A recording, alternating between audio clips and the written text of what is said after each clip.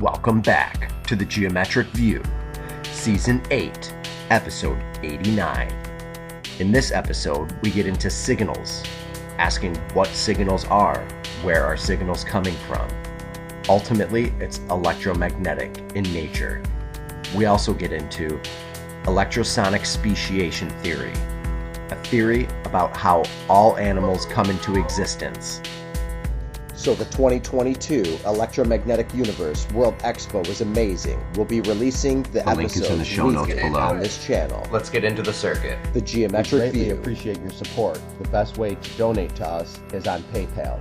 Just send money directly to goldenscaling@gmail.com. Thank you very much. Some mayonnaise. Yeah, we'll catch up some mayonnaise. Actually, I don't put Where's my ketchup relish? on my bacon. Only mayonnaise, no ketchup. I thought we were having hamburgers.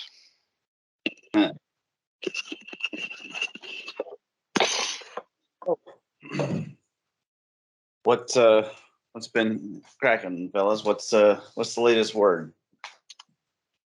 Not much, just working away, and gonna go tomorrow and do some more work on the shooting shack in the range. That's always a lot of fun. I recently made a new purchase myself. What's that? Well, I don't want to say on air what I bought, but Oh, you're recording. let's just say I'm the new sheriff in town. Text it to me. And so, what else? What else is new? I'm going to the range today too. Taking my my crossbow. I guess they got a crossbow range. Like, it's a nice little walkthrough. They have different stations with different animals positioned different distances away from the shooting spot. Huh. Yeah.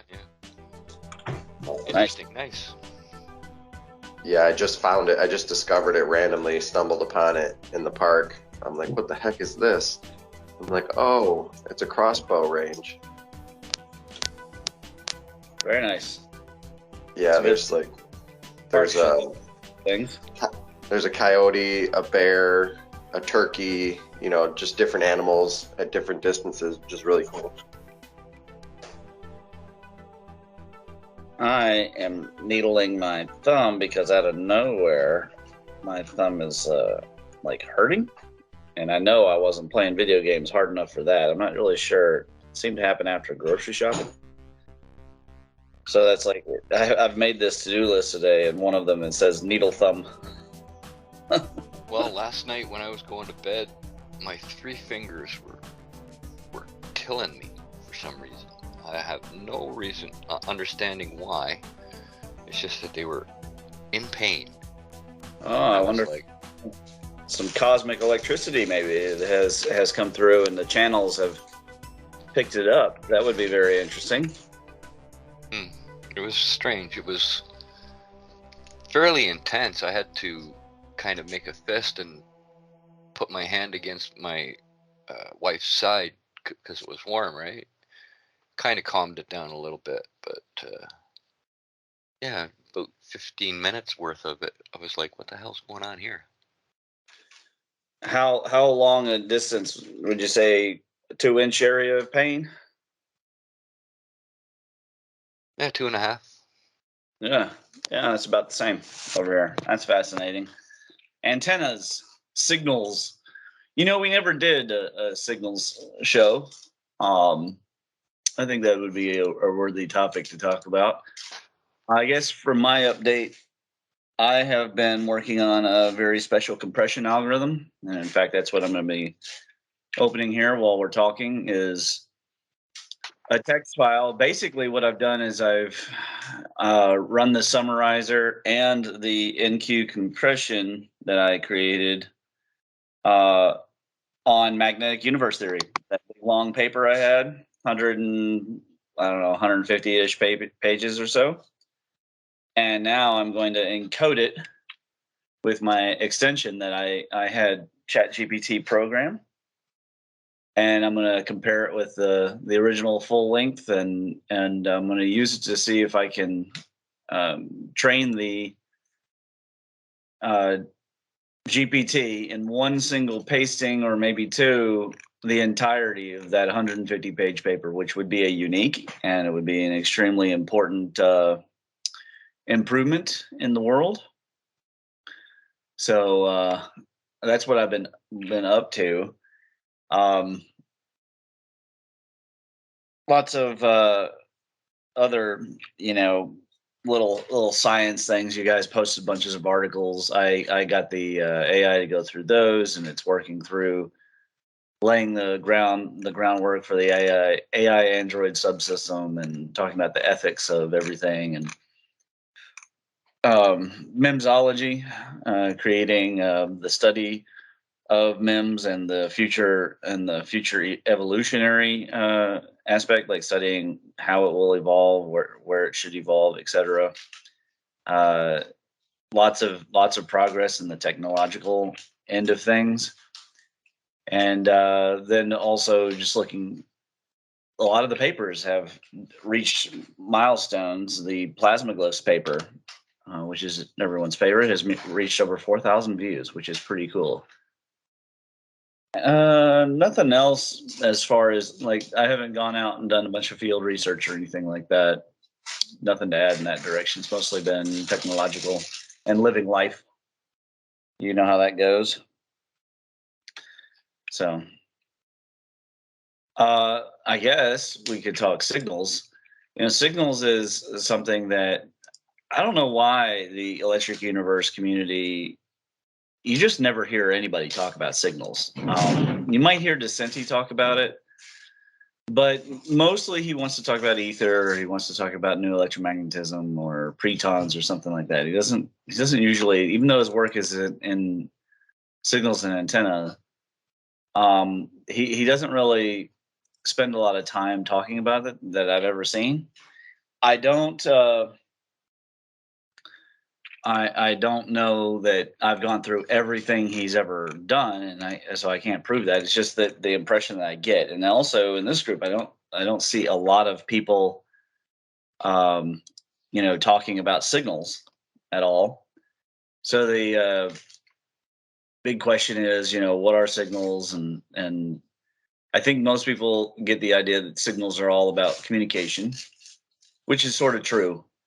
But it's really any electromagnetic frequency or radiation that is beamed, and especially for the purpose of being received.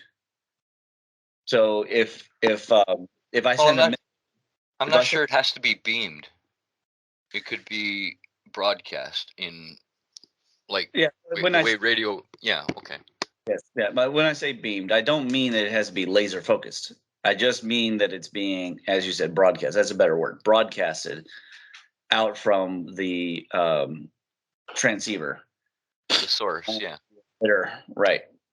I mean, the source could theoretically just be a single, radioactive particle emitter at a time. It could be a whole cathode ray tube. There's lots of different ways to transmit signals.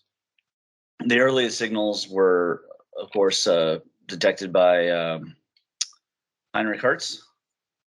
But Nikola Tesla maintained that he was working on that, so it's kind of murky. One thing's for sure, Marconi took advantage of it, and Tesla said, hey, he's using, X number of my patents. He's a good boy. So it was a big deal. The movement of invisible waves through the ether was an extremely big deal. And speaking of ether, I saw that I actually watched a good half of it. Ken Wheeler did a video on ether last night, and really it wasn't saying much of anything, except for the one thing that was of interest was Maxwell was insistent that there had to be an ether. I'd like I agree. Clarify what a signal is. I agree too. A signal is nothing but frequency and vibration. And Yeah. those Yeah. frequencies and vibrations get transmitted sometimes in a laser beam focus, or they get transmitted in a wide pattern. What they call a spectrum. Spectrum. But I want to make clear, we're not just talking about all EMF radiation. We're talking about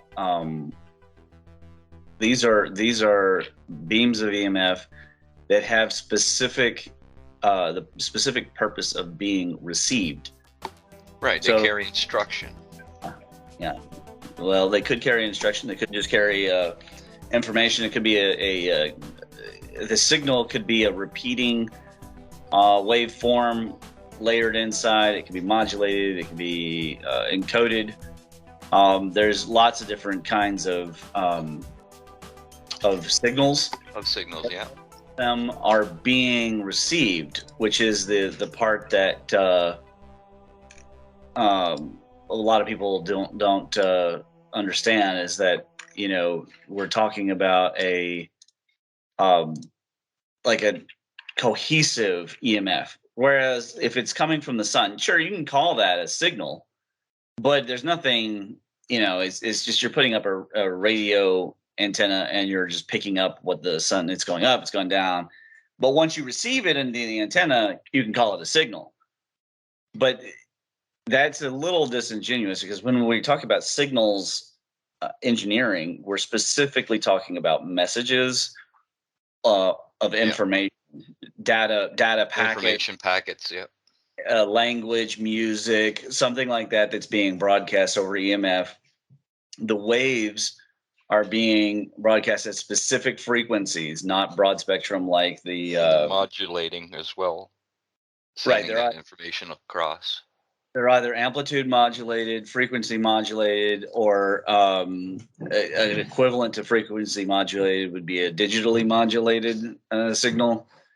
And all of that is being received by, an antenna attached to a radio-like device that is then able to reinterpret it back into the information that is receiving. So on both ends, there has been engineering agreement from the broadcast to the receiver, the manufacturer of the electronic, as to how that information is going to be understood. And that's done through, originally it was done through analog filters, and then transmitted into sound, through these little speaker devices, which are still used. It's just now those speaker devices are actually interpreting digital code, because the digital radios and digital TVs are receiving digitized signals, which are then interpreted into ones and zeros at a sample rate. So it's a little different.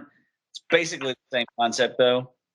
So the question is, and this is where it can get interesting, if the mind is a transceiver instead of just a computer.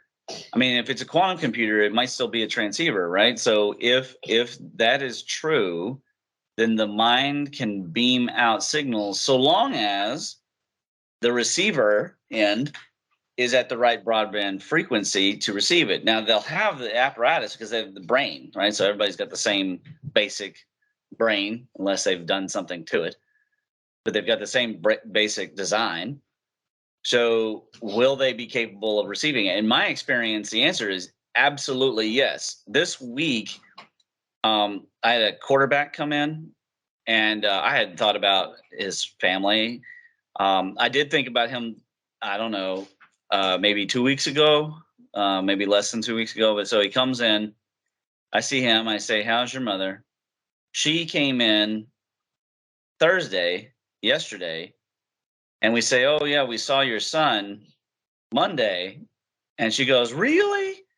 She had no idea, even though she normally pays, but she pays, and then he just can use it whenever he feels like. So there's a rolling synchronicity that happens with people anyways, and how things come in. But in this case, I can tell you pretty handily, if I have really good rapport with a person and they've been satisfied with me for months, years, whatever, if I think about them, almost certainly within 3 weeks they come in, sometimes within a day. And my assistant constantly says that I'm reading her mind. So the more in tune with Tao you get, this seems to be more in tune with these signals. So a big question is, if ether is not particles, and it's not only process, could it also be a field of signal receiving and transmission? And then I'll pause there. Well, I envision the ether as more of an electromagnetic frequency, a base where matter can be created from it. I don't know how else to describe it. It's basically, to me, a base where everything in existence can be created from. Okay.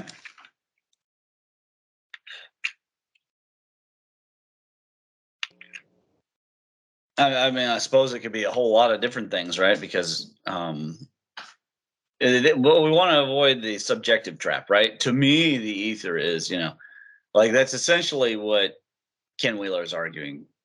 To me, the ether is, and then he says a whole thing, right? Field perturbation. He has a string of what he considers ether modality, perturbation. Yeah, that's perfect. That's perfect. That's exactly what he would say. So we want to avoid that kind of, I suppose, just generalized. We want to be very specific, but it does seem to be several different things at once. By the way, he claims that he's scanned all of the Walter Russell work. Buddy, have you seen where he's done that, or where have you looked into that? It doesn't matter to me. I've read it all, every page of it. I mean, there's, I think that the home course that I haven't looked at, there's a few things that I've seen in the home course. No, I was just thinking, I wasn't saying because you needed, but because, if we wanted to put stuff up on the gateway for people to understand Walter Russell, that would seem like a good cache of information to have. So I didn't know if you know where that was, or how people could find Walter Russell stuff. But I'm sure it wouldn't be hard to find. I'm kind of against that. If I were to write a book and spend my whole life writing a series of books and home study courses, and then all of a sudden it's free for everyone, I'd rather have people go directly to University of Science and Philosophy and buy the books themselves straight from them. But I'm sure it's out there. Okay, so you're saying that there's an institution that Walter Russell created, and that institution sells the books, and you think that that's what he's scanned in for everybody? Or I mean, are we talking original works that he's scanning? I mean, most of us don't know enough about Walter Russell to know how his information, because there's people out there making money off of Nikola Tesla, and all his stuff should be free. Yeah. There's a university that he started, University of Science and Philosophy. Okay. I would check there first. Talk to Matt. He's awesome. Or Darren. Darren's the chief science operator.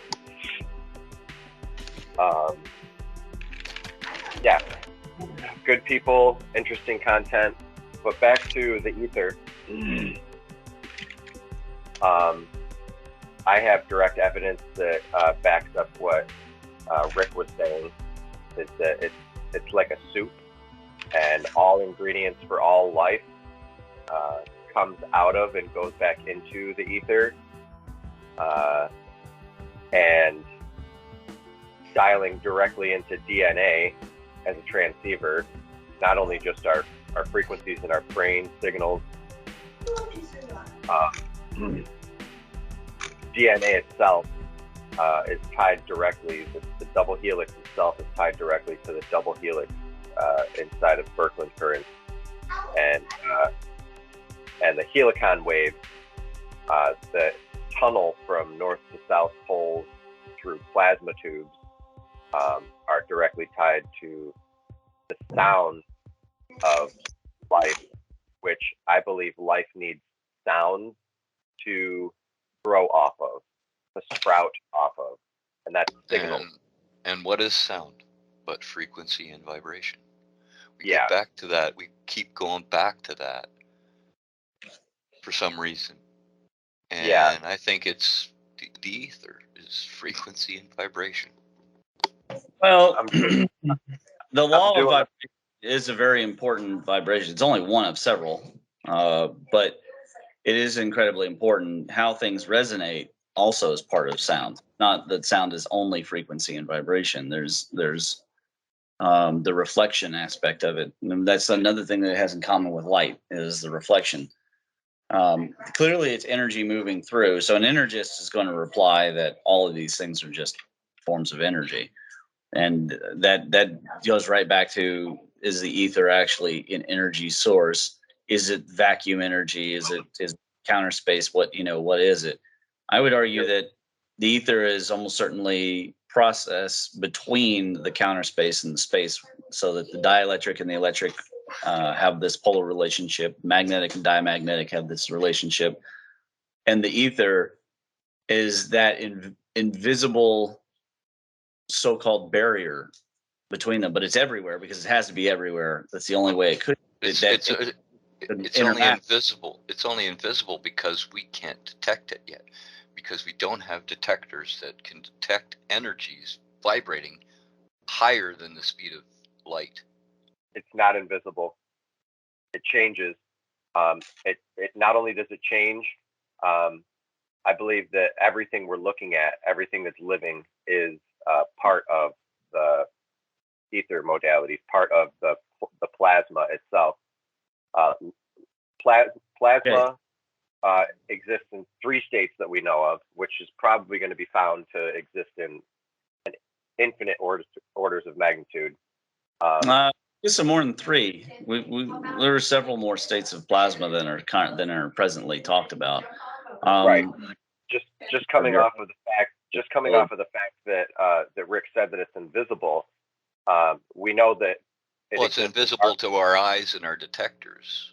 That's what I meant right now. Right, but I'm going to say that that's not true, because you can see the auroras. The auroras are visible evidence of the ether, and those have sound. The auroras are just plasma in glow mode. By that argument. By that argument, this tree outside, or this flag that's still until I press the button and it starts waving, are all also exhibits of the ether, because you need that energy source. You need a medium for which the poles interact: the negative, the positive, the north, the south, the electric, the dielectric, all need, and the reality is interacting with a counterspatial or void, or whatever you want to call that, an emptiness. It's getting energy from that in order to continue, and the ether is providing that everywhere. It's not plasma areas. I keep going back to these new experiments that were based on the 2 physicists from the 1930s who postulated that matter is energy, and energy, or a matter can, an electron can be created from light, and they finally did it. They finally built the experiment and confirmed their hypothesis that electrons can be created from light, from photons. Now, that is a freaking huge clue that nobody is clicking into. Maybe a couple of people clicked into it and are looking into it, but that right there in itself is a massive clue to what the ether is. Yeah, fair enough. I mean, it's definitely starting to come around. I think that that's one of my impetuses for wanting to create the philosophy ether in tandem, especially coming out of science rather than coming out of just a head and then trying to force fit reality to fit that. The question is, though, if the community already argues over electricity versus magna versus plasma, and then there's all the crazy people who are like space-time, how are we going to really get Multiverse. how are we going to get a coherence on this subject? Because there's already kind of a battleground within the community as to what the ether. So if you had asked Thornhill before he died, if you ask LaPointe, or if you ask Wheeler or DeCinti, they all want to have a different way of looking at ether, and the same thing is happening here. Which fair enough, because there are multiple ways to it's like when I say circuit and Ashcroft says construct. Okay, it's just a word still to describe the same thing. So if I say ether's a process that involves, frequency, and then Buddy has an interpretation through his work. The difficulty is we're still not empirically doing. It's not an empirical detection, right? It's a interpretation that's happening through the transceiver of our mind. We're picturing what it is because we're interacting with it, but we're embedded in the experiment. Yeah, which and speculation is fun. Well, speculation is fun. I agree, but that's all that we're doing. It's all that we can do at the moment until we build detectors to be able to detect the ether. Fair enough. But now there's some people doing vertical interferometer experiments. We can, I guess, let the audience know about that. I've actually put the animated GIF file in one of my papers that shows a vertical interferometer on a rotational and shows the interference. Of course, then they can click the YouTube link and go and see that video. There were also some Russians. Robitaille pointed to a documentary, and in this documentary, there were Russians who had designed a kind of mobile one that they beamed up into the atmosphere, and then they detected the change, and lo and behold, the interference was strongest at the upper atmosphere and weakest down at the ground, because there's less ether down at the ground, right? So there's more air, so it's consuming more ether by classical definition of ether, right? As a fuel source. And then up in the air, there was more ether, which makes sense because the air is a lot less dense. Yeah.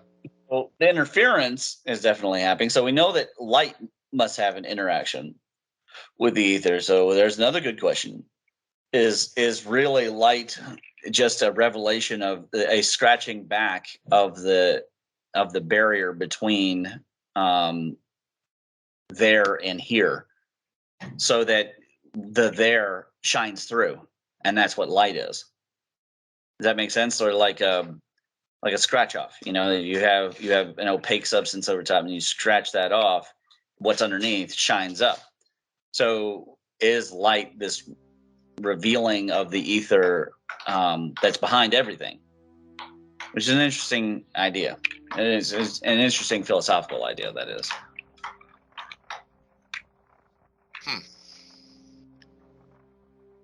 Thoughts? Well, if everything's created out of light, if everything's made out of light, then what we're talking about is basically the background that everything comes out of and goes back into, which is the ether, which is what our conversation is about. And we know that light exists in a spectrum. So what we're talking about here is the electromagnetic spectrum. Quasi-particles. I call them quasi-particles. Particles of light that act like a wave and act like a particle, like matter. It's not just light. Okay, it's X-rays. It's all kinds of quasi-particles that make up the ether, I think. Go ahead, buddy.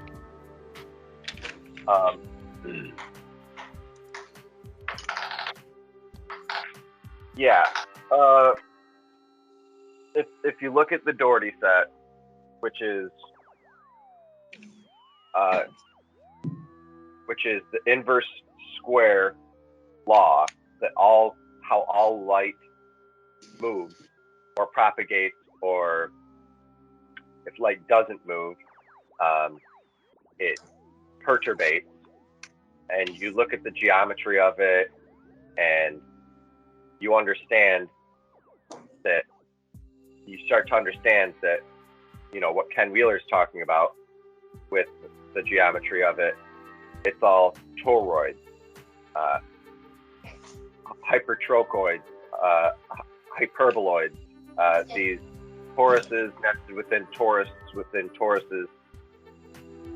This is a forest of toruses, and as they interfere with each other and overlap each other, they create, as they overlap each other, they create an interference.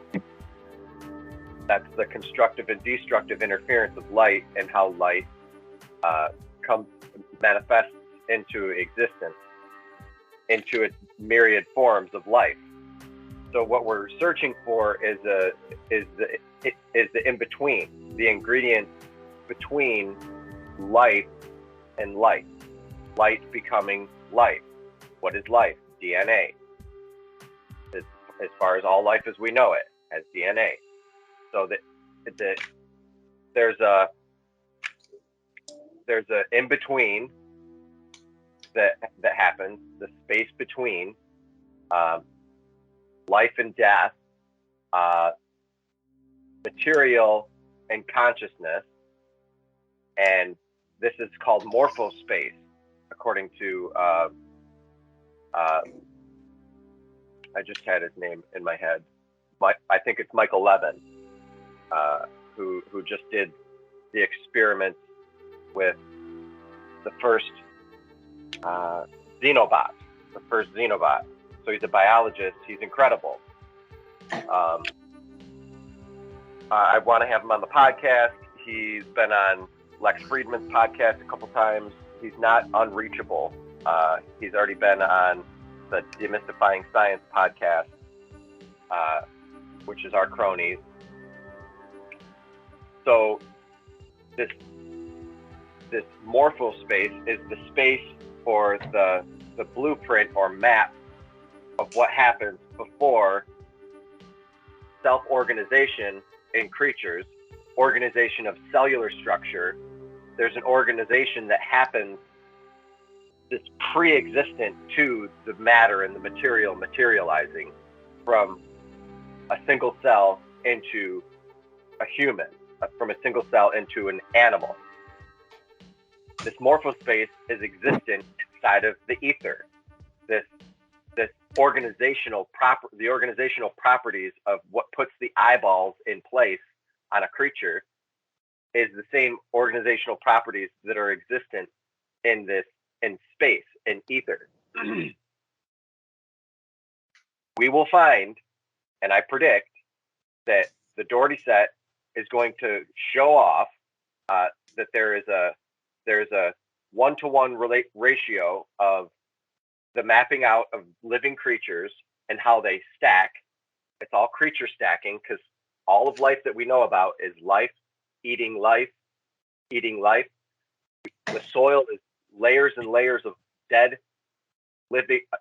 things that were once alive. So it's stacking. The whole thing is creature stacking. Creatures stacked on top of creatures. It's a fractal lattice, just like the Dougherty set. We will find the same properties inside of light, inside of ether, that are inside of DNA. There's a direct connection. The double helices inside of birkeland currents are responsible for resonating life into existence through helicon physics, through the sounds of the auroras. through, and I believe, and I'm proposing a speciation hypothesis. Like Darwin has a speciation process, a speciation theory. His idea of speciation is printed. You can read it. It's how creatures evolve into other creatures from other creatures. Okay, that's partially true. We can see that evident from three generations of a finch changing into another finch in a matter of 5 years. We used to think it took hundreds or thousands or millions of years to create one species into another through natural selection and natural breeding. But what I'm proposing here is the cause of that, the reality of light becoming living creatures, the sound of light, the sound of birkeland currents, the sound of the auroras resonating life into existence. Interpret it back into the theme of the show. What you're really saying is that there's a signal that is coming through that is instructing the animal in order to morph according to a specific need, whatever that need is, geometrically defined. Yeah, It needs to match a set, almost like everything is a rearranged set of animals. It's not that they're just competing, but that they're competing in a certain manner, which makes sense. That explains the cooperation aspect that now is a part of modern evolutionary theory. And the question then is, if it's not God, because that's what I would argue it is, but if it's not God, what would be the source of that signal? The source of the signal it comes straight from the sun, and the sun also has signals that it's eating and feeding off of. It's an Ouroboros. When you find one source that breeds life, there's another source that source is feeding off of. Yeah. The sun is eating another system, another star system. No, it's getting its information from the birkeland current, the Z pinch. The concentration of the Z pinch is somehow got something to do with the signals that the sun puts out to tell all life on the Earth and let life anywhere else, if there is any in space. Highly doubt it. Relative to us, the sun's consciousness would then seem as a god, but relative to the system, it would only seem as a conduit or an amplifier of a distant signal from a larger source, like a galaxy or a supercluster. A birkeland current. They're everywhere. They flow everywhere. They connect galaxies. They connect planets and suns within galaxies. They fill space. They fill space. Space that we think of is empty. It's filled with birkeland currents, organized matter, self-organized chemicals, self-organized atoms. And they only become visible when they're in arc mode, and then we can see a filament in the sky. Or glow mode. They become visible in glow mode. That's what I meant. So going back to my theory here that I'd like to propose, and that I've been proposing and working on, I'm actually doing an episode on the sound of light, the sound of the auroras for the thunderbolts right now. But this is my theory. It's called electrosonic speciation. Perfect. Electrosonic speciation. Light becomes excited as it wraps around atmospheres through recursion, over and over and over recursion. It creates the resonance, which creates the boundary conditions for life to amplify off of. So it's all through signals. This is all signals and signal processing. And if you take the food source away from a certain creature, it moves to another food source. Some flowers and insects are so symbiotic in their relationship that there's only one insect or one bird pollinator for that one flower. You take away that one flower off of the global electric grid, off of the Dougherty set, the one torus that's stacked next to the other torus, that one goes out of signal, the other one dies, the bird or the pollinator that's pollinating it. See, you have to look at this as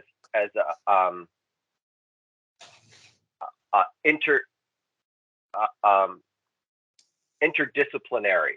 You can't just look at this as math. You can't just look at this as physics. You can't just look at this as biology. We're understanding the aspects of reality through light, and we're trying to explain it that it's not a simulation per se, that it's a projective geometry. All life comes from projection, the projection of light projecting itself, enveloping itself, self-organizing itself into living creatures, self-organizing itself into a condition for DNA able to thrive.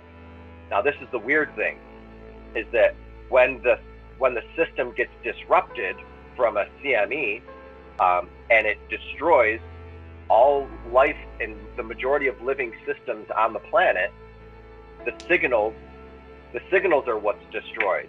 The creatures are what's destroyed through a catastrophic event. And interference is what we call that, signal interference. Yeah, so we suppose that this catastrophic event, catastrophism, has happened over and over and over, according to the Ancients. ancient Indian calendars, etc. There's been catastrophe after catastrophe, fractal catastrophe. It's a reset, not us walking in lockstep through a new paradigm and by the governance and type of reset. It is a global reset. Now, when the sun goes through this, it destroys all the living creatures, or the majority of living creatures on the planet. Then what happens after this is miraculous and incredible. There's a speciation event. Every catastrophic event goes through a speciation event. Death produces life. The same, every single time, right around the same amount of creatures come back into existence through a speciation event. But all the creatures are different. Well, the linear thinkers. Hang on 1 second. That's saying that the signal was disrupted and then reconnected.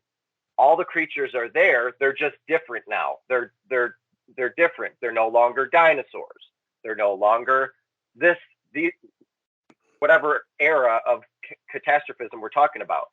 And it could happen again. And then all the creatures will come back, but they'll be different because the signals were mixed up. But the whole screen, the whole projection of light, the whole projective geometry is there. The cascade of light will always prevail and re-intermingle the DNA into different creatures. You can think of it this way: as the signals have changed their frequency and vibration to. Go ahead. I want to provide a connection for the regular viewer. They will have been trained by the linearists, and the linearists think in this way. They think in terms of the vacuum created by the sudden death of all those species, that now you have available resources, you have space, so you get rapid breeding, and they know that these things take time. And so it takes however, for them, how many thousands or millions of years for everything to fill back up. What I would say is that both could actually be a valid way of looking at things, because when you have a cake, you have the ingredients of the cake, you have the chemistry of how the cake actually comes to be cake instead of the ingredients. You have the flavors that are unlocked through the chemicals, and then you have the meaning in the cake and what the cake is actually there for. If it's there for a birthday, then it has a different encoding. And we all know birthday cakes are factually made differently than other kinds of cakes. You make them in order to taste like birthday cake. So there's an entire way of looking at this biology, this electrosonic speciation, which doesn't necessarily negate their view, but I think that they would have a hard time seeing what you're saying, because they're only seeing it from an atomic mass energy perspective. They're only seeing the rapid decline and then the subsequent buildup of nutrients and energies that then are taken advantage of. So the most classic example is after the megafauna extinction, there was an explosion in the population of bison, which was considered way out of ordinary levels of population, well into the tens of millions.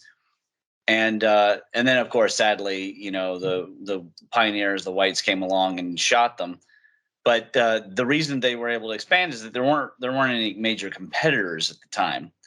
Now, you would be arguing that they were rapidly evolving, is what I think that I'm hearing. Do you have any direct examples or the specific species that come to mind that this was observed? Well, I would say what's happening here is a cosmic trophic cascade. A trophic cascade, we've talked about it a lot. I started talking about it and relating it to the Dougherty set and how all things rapidly, all rapid growth and all degeneration of growth in systems are a result of a trophic cascade. Here's an example of a trophic cascade in Yellowstone. They reintroduced the wolves. There was only a few wolves left in Yellowstone. They reintroduced hundreds of wolves into Yellowstone, and that allowed so many different living systems to grow. It changed the meandering of the rivers because the animals, the bison, the elk, were no longer out in the fields. They were forced to go more into the forest, and it changed the habitat. So that's an example of a trophic cascade.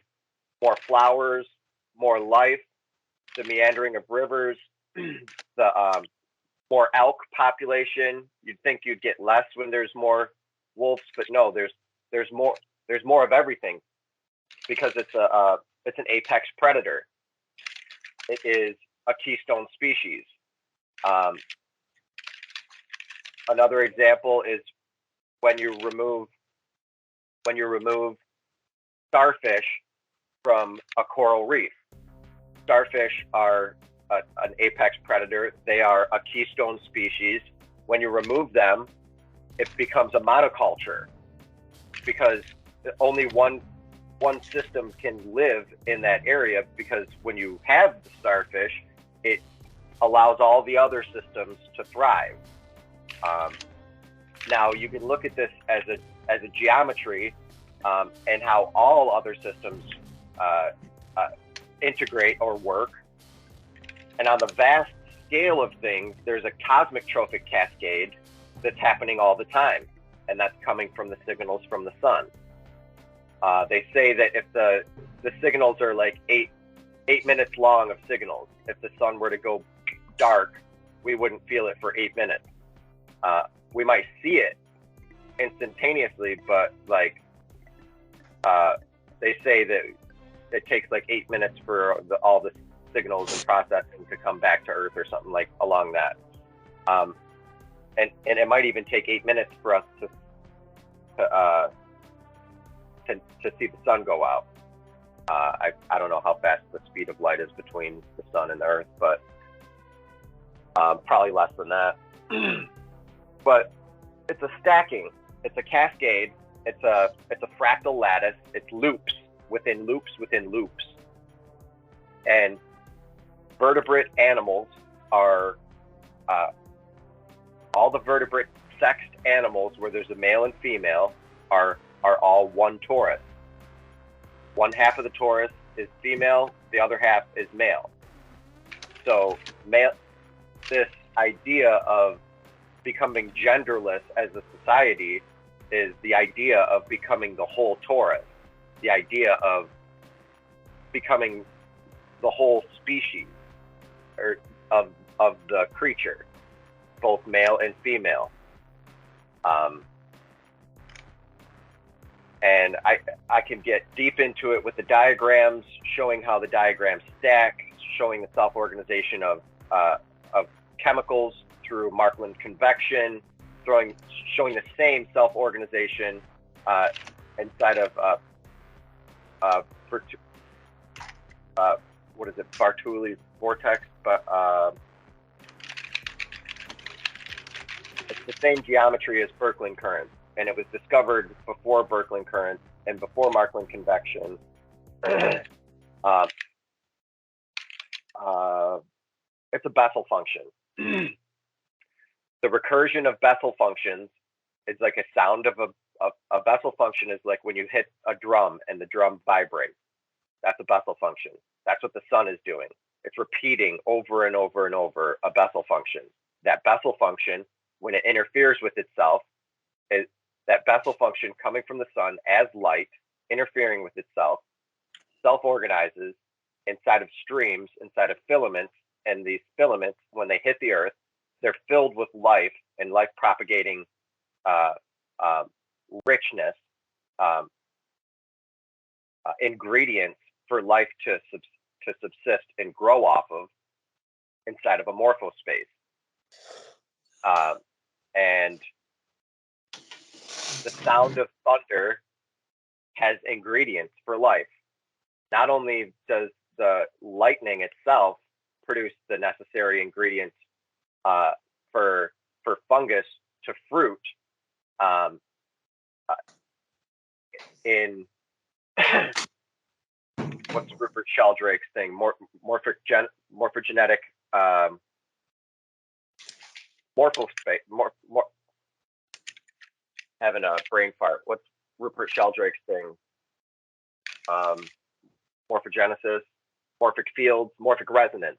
Morphogenic. Yeah, morphogenesis. Morphic resonance. It's morphogenic field. Yeah, and the morphic resonance is that Rupert Sheldrake didn't coin that phrase. That was a phrase in the field of fungus, studying fungus, because all of the fruiting bodies of the fruit all fruited at the same time. They thought that there was a morphic field that was making this happen. It's lightning. The whole thing it's a signal. The whole thing is a global electric circuit that's tied into a solar electric circuit that's tied into a galactic electric circuit, which is why I call it electrosonic speciation. And there's not many speciation theories out there that I've discovered, but you can look at the solar cycle, you can look at the food cycle, something they teach us in preschool, and then we never learn it ever again. Preschool and kindergarten. So one animal eats another animal, eats another animal, eats another animal. The big fish eats the smaller fish, and so on. That's a representation of what light is doing in Birkeland currents. One field is eating another field, is eating another field. That structural information through signal processing, through signals, is exactly what's happening in space. As above, so below. It's mirroring itself. We're going to find the cosmic currents that tie directly umbilically to every living species on the planet. When that is mapped out through the A3, and we're able to fly through the whole universe instantaneously and experience it experientially, we will understand that it's a great it's a great interconnected web of life, and everything is connected, and everything is able to be viewed. Everything is stored in the Akasha through fossilized neural networks. These fossilized, everything is recorded. Everything is eternal. All light, anything that, and that eternality is able to be surfed, like the internet. we're going to surf it, but the technology just needs to be developed. Then we're going to be able to see what really happened in Jesus's life. And that's what I was going to mention when Raymond was talking about the scientists that view things a certain way. They view the world and the universe as disconnected, not connected. We, on the other hand, and others like us, view the universe as completely connected, and everything knows what everything is about. Down to the core of your being. You know where each star is in the universe, just like our sun knows where each star is in the universe, but we just don't have the sensitivity to. The discovery of DNA is such a big discovery, and the geometry to it, that same type of discovery, that same discovery is going to happen through the Dougherty set, and show that there's a DNA that connects light directly to life forms. There's a cord. There's an umbilical cord, and this cord, I'm drawing it. I'm sketching it. This is how I have this hypothesis, because it's there. I see it. I draw it, and I play with it every day, and I connect the double helical strands. I see this isn't just an accident.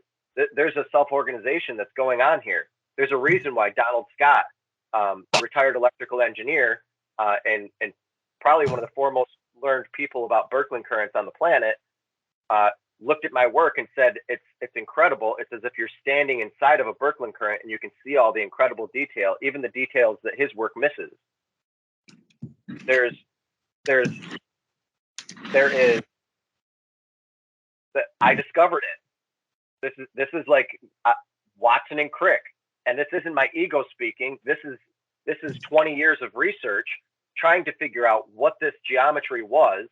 Is it okay? It's kind of like strings. Is it string theory? No, you study string theory enough, and no, it's a dead theory.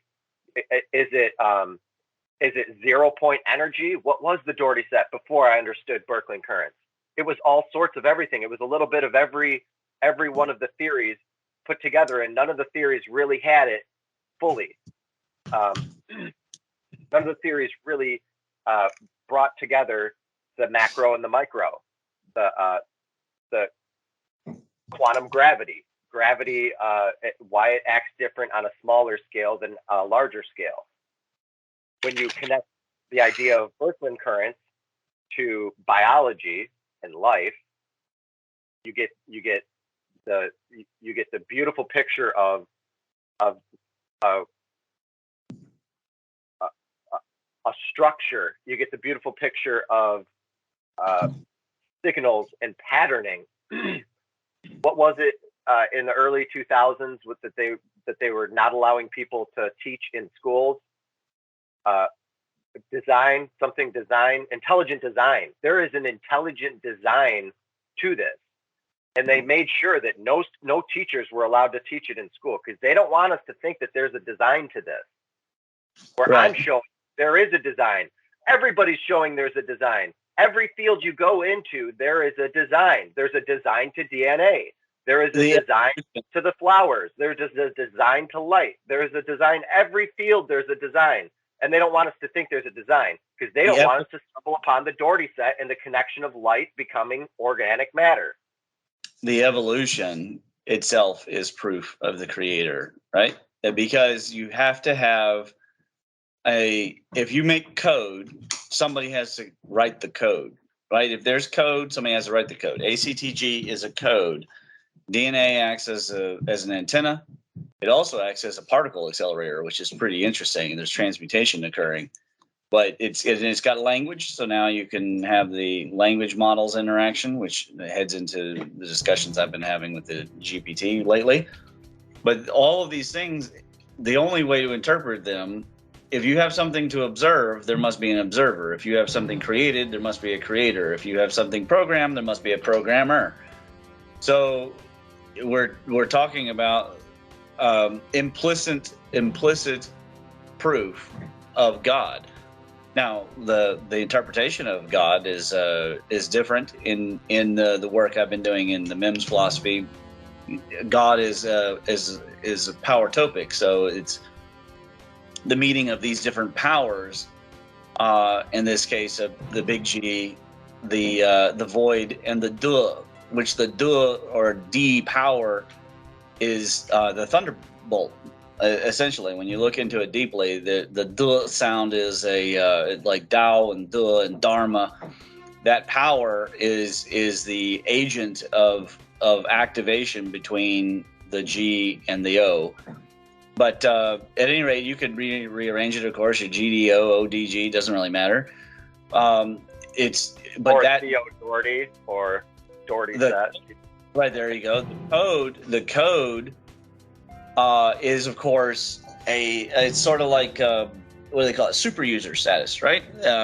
When you design a program system, if you're the designer, you create a backdoor so that in case somebody hacks it, you can get in anytime. God, his signature is a continual code entry, and the code entry is at the highest level. Whatever change happens according to the big G, so whether it's the L power or the N power or any of them, which they one cannot change without the others changing because they're locked into a five directional pentagons structure, pinnacle. And so if you change one, it changes the other because it's all one flow. And the Fibonacci ensures that cascades up and down through the golden ratio and phi and all the other things that we talk about. So these code changes, they come, and what's interesting is there's even a free will portion added to that. I haven't created the paper for this. So if there's the 5 forces of life, there must be the I guess you would say the inverted or the polar aspect of that. So if you have fate, you must have also free will. You can't have fate without having free will. So this free will enables all of us, and including anybody who's stronger than me individually or stronger than you individually, to go in and try and force a code change. And that's essentially what marketing and the Pentagon and China and maybe the aliens and whatever everybody else is into, and they want to change it. But when they interfere with the natural signal that you're talking about that goes from the so-called top, which is a fractal, so there's no top, but the so-called top from the God power tope all the way to the smallest subparticle, when they try to interrupt with that, things start to get twisted and malevolent and die and become extinct, as you said, right? There's a famous interpretation by the Chinese. The things that have Tao flourish, and the things without Tao perish or go extinct. I mean, it's really that simple. And this Tao is known as a process. It's not only a noun; it's a process. So it's ether, and it's evolution, and it's signal. All things coming from this source. Which, yeah, sure, of course, on a physical level, we have to look for the source of that source. So the star, and then above that is the galaxy, or the local chimney, and then above that is the galaxy, and above that is the local cluster, and above that's the supercluster, and above that is a greater universal brain, which may be one of only many potential creations out there. But this code is being propagated from the so-called top to the so-called bottom. If we interfere with it, yeah, sure, you can get a whole planet sick. Now, why people would want to do that, that's a whole different discussion. That's getting a little bit religious. Well, But that goes into HARP and trying right. to detect the Yes. ether field. We've built detectors. The HARP project exists all over the world in different places.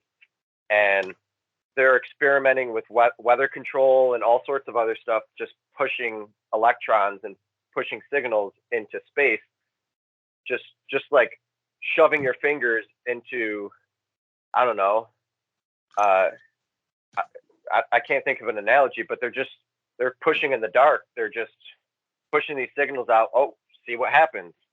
We'll push signals over here. See what happens over here. Push signals over there. See what happens over here.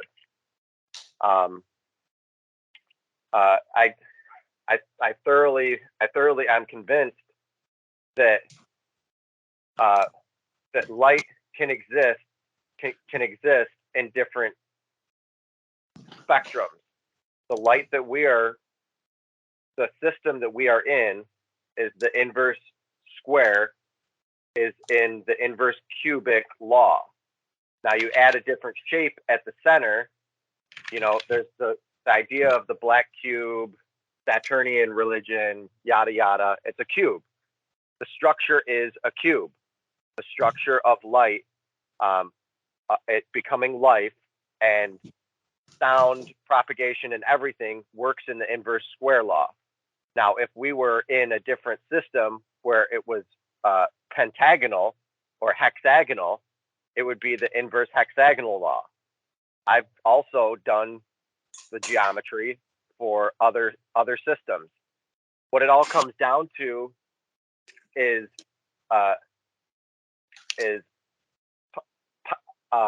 polygons.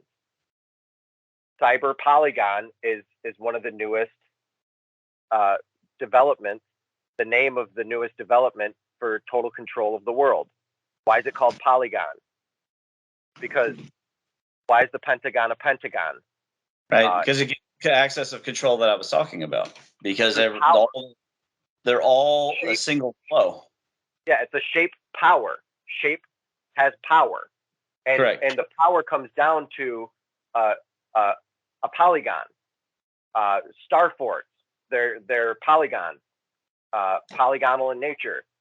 The pentagon, and anyway, so the first Dougherty set that I developed is all inverse square, inverse cubic law, and you can see how it unfolds. You can see the umbilical nature of toroid nested into toroid nested into another filament. The filaments, the double helical filaments, are wrapped around toroids, and they're filament nested and filament nested and filament. Infinite recursions of organized space-time, quote unquote, plasma. It's a space-time fractal for those people who are into space-time. But it's like I said, you change it, you get a different light signal that's operating, which I believe and I propose that other systems in the universe are under different light codes, and it's all based off of different polygons. Excuse me. Different polygons. Every polygon is going to create a different living system. Inverse triangular, inverse inverse hexagonal. You take a hexagon, you put it in, you nest it inside of itself perfectly. Then you nest it inside of itself, touching the edges, nested inside of itself, touching the edges. You draw a circle around it. That gives you the Bessel function.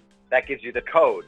You repeat that Bessel function logarithmically out in any direction, in all directions, and you get the ether of that system. Light, as we know it, is in our system, is not going to be the same in every system. That's what I propose. And I don't know if there's evidence for it. I've heard that there's different spectrums that exist out there. The rainbow colors of Roy G. Biv isn't the only type of light there is. When people die, they see colors that don't exist on the Earth. They see life in a different spectrum. They see all these. They say it's the most beautiful thing in near-death experiences. You can't even explain the colors that you see. Probably just in a different light spectrum, light code. I don't know what else to say and where that's going, but take that for what it's worth. Yes, well, people, they could be seeing just more of our spectrum because we see so little of the EM spectrum anyways. Right.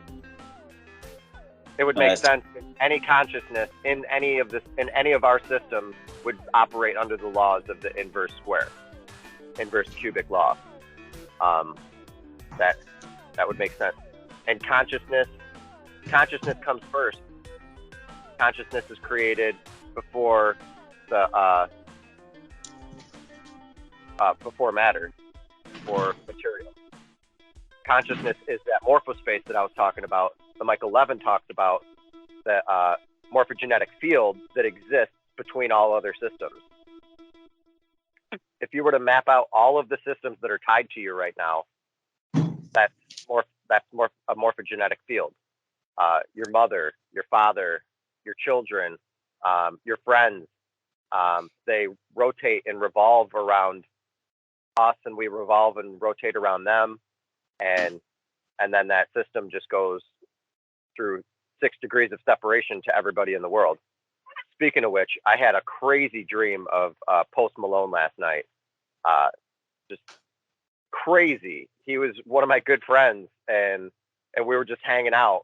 And like towards the end of it, I was thinking, man, why am I not getting this on video or pictures? Like, dude, I'm hanging with Post Malone. What's going on?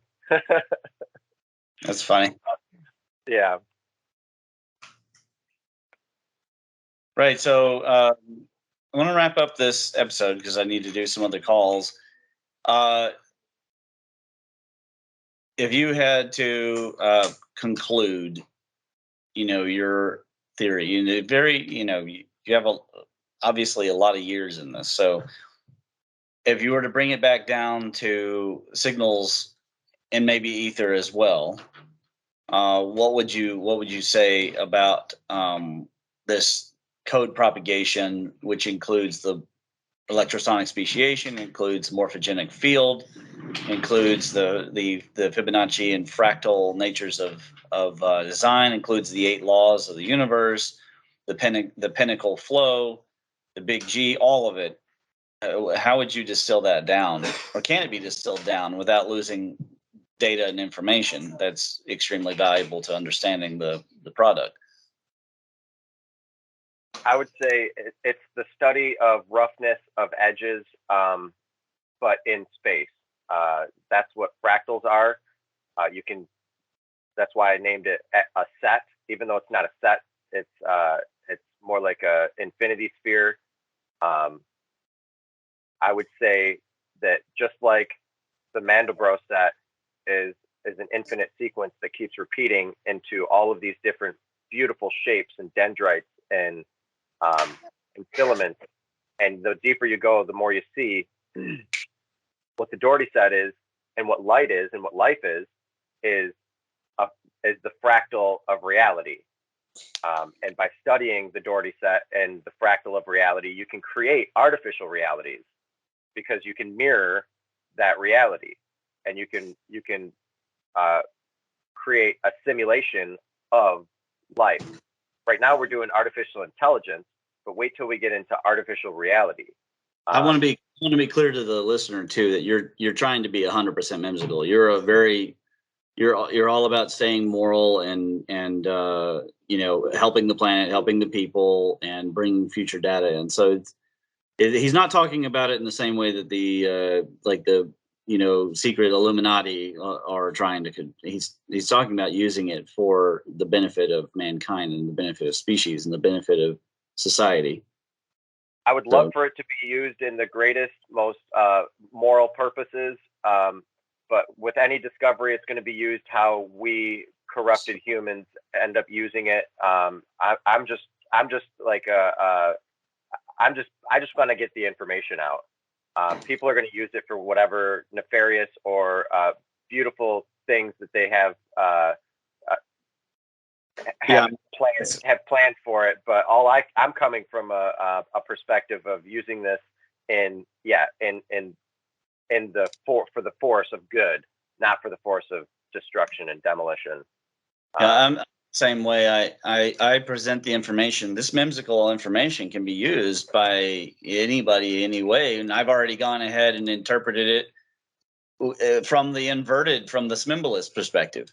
Because after all, in the end, the POS cycle, they're going to try and take it over, right?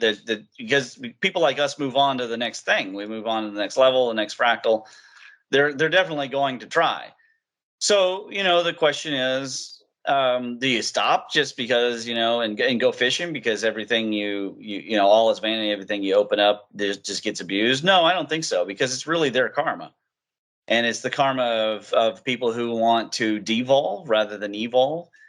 I think that, guys like us, we like the extension. We love the cosmology. We love the plasma electromagnetic cosmology, but we love the extensions more. And in all honesty, we like doing all the other things that go with it, because how they're all connected, man, it's like a prize boxer. Some boxer, he's going to come for you and he's going to steal your techniques and he's focused on beating you and you're just dancing around him like Muhammad Ali. And we're over here. By the time they figure out what we're about, we're going to be dancing on another level. And so there's always a new evolving vine that we're able to pull down information from and always able to connect. It is sad, I think, for us to watch society struggle when there's not really anything inherent in the system about struggle. There's impedance because it's a circuit, but there's nothing inherent in it that says life should be suffering, death, and taxes. There's cycles, and the cycles and the impedances and the inductances and the capacitance, those are natural. But you can dance around those and evolve. I mean, sure, we get older, we get fatter, we get, a little dumber. But it's just a temporary fruit. There's more fruit in the future. But a lot of people have been bamboozled by the materialistic view. And the symbolism has been with us, well, for a long time, really. It kind of started in the 1800s when they decided that the sun was a burning ball of gas instead of, really waiting to get more information about the ether, which came late at the end of the century and the turn of the century. And because they decided that, and they laid forward these institutions, which then led to deciding to divide atoms to blow people up. And from there, it has evolved into, we found the DNA signal and codes. Now we can do anything we want, including making viruses that can hurt people in new and unique ways. And they haven't realized that, like, if you want to make an internet that works, you can't just build viruses. And if you want to make a life that works, viruses are going to evolve on their own. You don't need to help them to destroy life. Instead, promote the life code, promote the function, enjoy the fruits of this. It's actually more fun than all the power tripping and the greed and the induced slavery and forcing all these people to suffer. Like, you will feel better about yourself. If I could reach a billionaire, like Zuckerberg, apparently, who was on Lex Fridman, I would say what you're doing isn't making you any happier. You feel trapped to have to do it, but you don't actually have to do it. You can use this stuff for a benefit. And he might try and twist it and say, well, I have to service this many customers. It's like, yeah, but you know what you've done. And the greater DNA knows what you've done. It knows. I mean, it's all coming out. The science of it, what it's done to teenagers and especially young girls. And of course, the censorship and the political interference. And all for what? For the secret societies to maintain their grip on the geometric power codes of control, and to if they haven't already discovered PowerTope, if they ever do discover my work, yeah, sure, they will abuse it. I think that GPT was maybe the first major PowerTope that will be propagated as a PowerTope, because God as a word was. They've been disrupting it. In the last 10 years, the number of people saying G-D has blown my mind. Blown my mind. Where these people get off changing it from God to G-D, which I'm glad they include the G, but what about the infinite? What about the Tai-yi, the void that's in the center? So, we're in an interesting time. And I would like for people to consider that they are on a signal, whether or not you connect to that signal, whether or not you have a relationship to the Holy Spirit, etc., whether or not you go down and you try to live your life according to some kind of dharma and you try to take care of your karma, you are still connected to that signal. It's just now you're sending an interrupt signal. Now you're sending a I'm a problem signal. And that's not good for your own evolution. For God's sakes, at least think of your own evolution, think of your children's evolution, think of your family DNA encode. I hear so many people that just don't even care if their family line continues. And I'm going, you're leaving it in the hands of not the best people. All right. If you don't, I mean, handsome, beautiful, smart, young people who don't want to breed. And I'm like, do you realize who you are leaving the planet to? And it's just it's a marvel because they have put so many like pollutions into our system that people don't want to pass on bad, signals, whether that's poverty or, their own genetics. And I'm like, that's not really, it wasn't said for that to be our decision. Yeah, you have free will. Sure. Okay. You can avoid having kids. But one of the things the early codes was be fruitful and multiply, because the code and the signal have to propagate forward.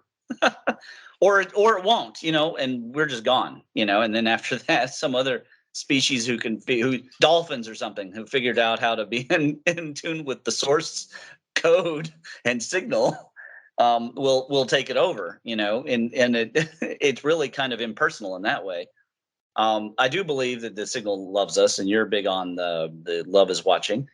So the L power, you're one of the few people that I know that I had a patient come in, and he was also big on the L power.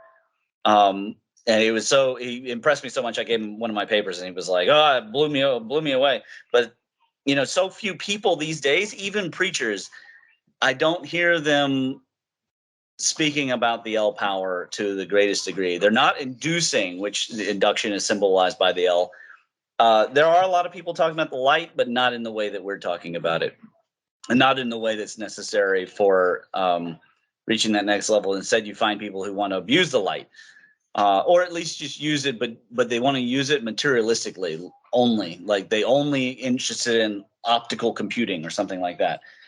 And it's just it's a little bit of a tragedy, I think. And my hope is for us to memsically transform this situation to where people become more interested in these higher codes. So thank you for coming on, doing a show. We have gone a little over time, and talking about these extensions, because it's so important that people understand the concepts, like the electrosonic speciation. I hope that you get your video out soon. Is that the Thunderbolts? Is that who you're writing that with or for? Yeah, it's the Thunderbolts. Well, hopefully We talked about the series on it. But yeah, just to wrap up, I want to say that I'm not affiliated with any organization. I don't pay into any cult. I won't. I'm completely independent, and if the Illuminati or CIA or anybody were to try to offer me money or an unlimited budget, I wouldn't take it. So yeah. Just that being said, this is just information for us to understand the deeper fractal holographic nature of the universe. Yeah, and understand love. Dial directly into the source. This is a source-based geometry. There's other geometries. Even the golden ratio is not source-based, or Fibonacci, it's not source-based. This Christic spiral that exists inside of the Dougherty set and the inverse square is one of the only logarithmic, if not the only logarithmic spiral that pulls directly off of source. All the other spirals spiral off and around the source. This one goes straight to the source. This is how you get to the source. And the source of everything, which is hollow. I believe in a hollow universe. Everything is hollow, and it builds fractal layers off of a cascade from the hollowness. And the hollowness is the source, which is, could be said 0 point energy, but it repeats, and the source is in everything, off of everything. Motion needs stillness in order to exist, and that stillness is what balances out all motion and all interactions in life. That stillness is the zero. That zero is the void. That void could be something along the lines of God's mind or God, or something along those lines. The source.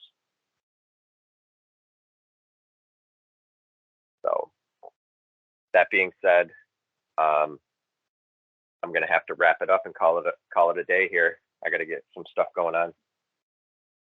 The geometric view is love is watching product. Love is watching being. Thank you for doing that. Keep your eyeballs out. Pay attention. There's a lot going down this year. Be vigilant. Be mindful. Be insightful. Be loving. Thank you for being here. Thank you for being kind. Share the love. Spread the love. Become the love. Amen.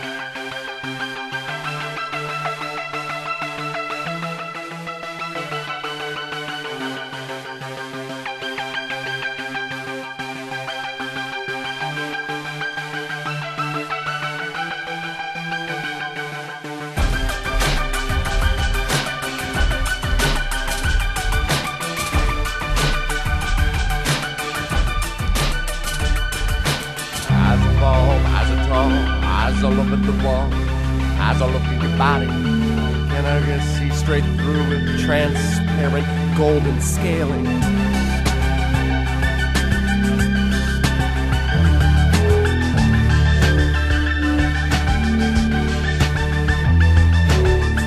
The largest of the edifice embark on this because this is a journey. The journey is life. Take hold. Here we go. 3, 2, 1.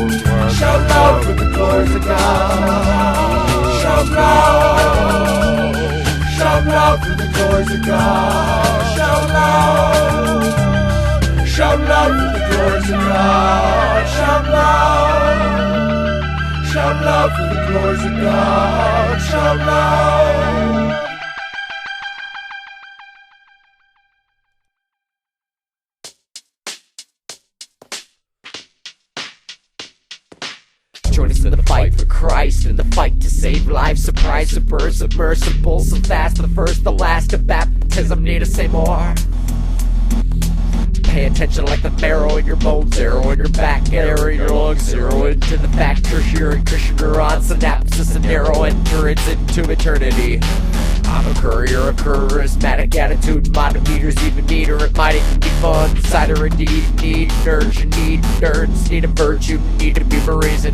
Feasibility to be a reason to be clean and sober, keys, open doors, signs of directions. Be the carrier of candlesticks, the man that brought you change. Every second you ride, to make your ribbon, you pivot, potential, you curve and cat. Could be cold, could be copycat, could be copy corpse, could be Schrodinger's best. Could be micro-hacker, mackie, normal, open-minded, itsy-bitsy, freaking huge, a universal supermassive aspect of attached awareness. Aware of this all? Collaborative consumption. Are you aware of this all? Collaborative consumption. The new thing consumption. Collaborative consumption. Consumption. Get up now! Out of the boat! Drop! Where did this up? We don't got about a lot of bottom girl. But about it, cause not about a goddess spirit.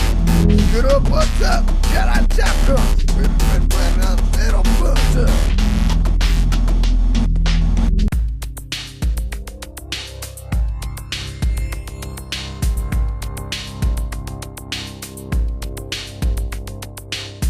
I'm in search of, I'm in earth love, I'm in living life, I'm in living color, I'm in air drop, I'm in earth dang, I'm in earth dang, I'm in earth dang, I'm in earth dang.